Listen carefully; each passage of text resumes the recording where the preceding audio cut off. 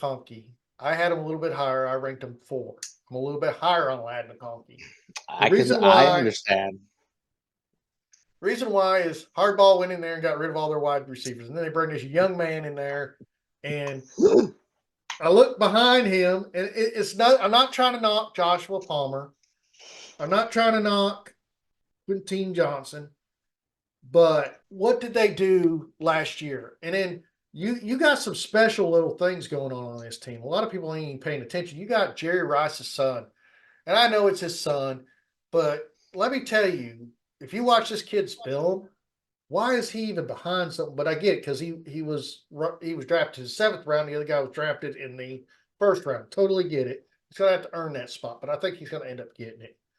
I'm like, there's so much potential here. I think they got him ranking 48 for wide receivers, just wide receivers projection. He's going to be above 48.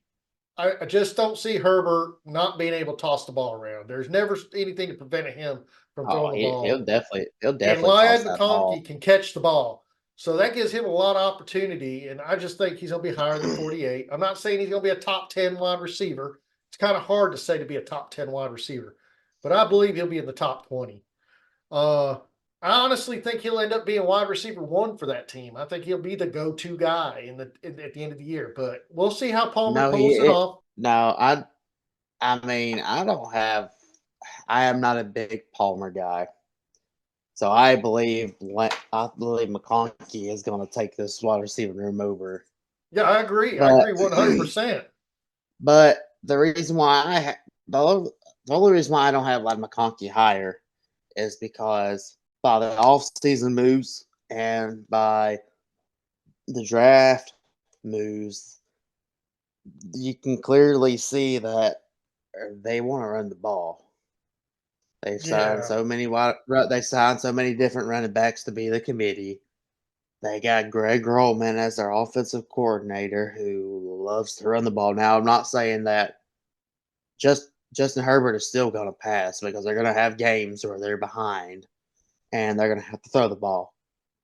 That they'll still be good in the passing game. It's just not going to be how it was last year with the Kellen Moore offense because Kellen Moore liked to throw the ball more than run the ball, but it's a total switch.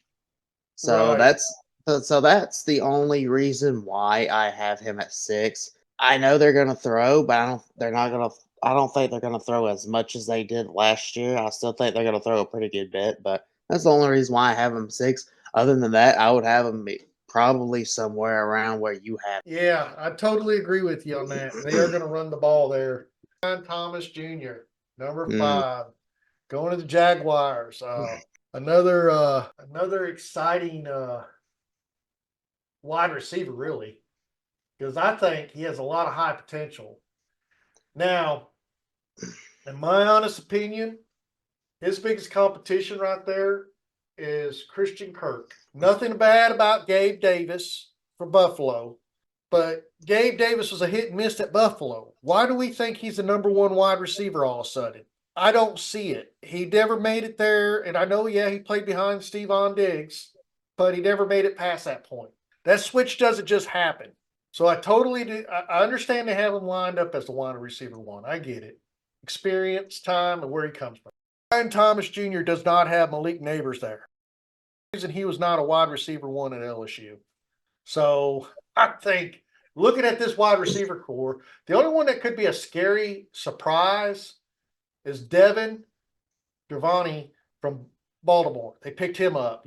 Baltimore finally got rid of him, and he had moments at Baltimore overshadowed by other players. And maybe he's never going to be that guy. Maybe he's always going to be a punt returner, and that's the best he's ever going to do. But I don't really see Brian Thomas Jr. having much competition there in the wide receiver room other than Christian Kirk. I mean, I might be wrong. That's just my opinion. So I can see why some people are saying that Gabe Davis might be some competition just due to the fact you have Gabe Davis had 81%. He had 81 targets last year, and that was also with Stephon Diggs and Shakir and Dalton Kincaid and Dawson Knox. I can kind of see it, but I still think, my opinion, I think Brian Thomas is going to be the number one receiver, So and then yeah, it's going to be